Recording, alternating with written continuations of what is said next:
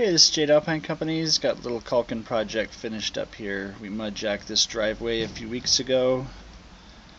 Let it cure. This left side just had a unusually large gap here where it meets these stone columns.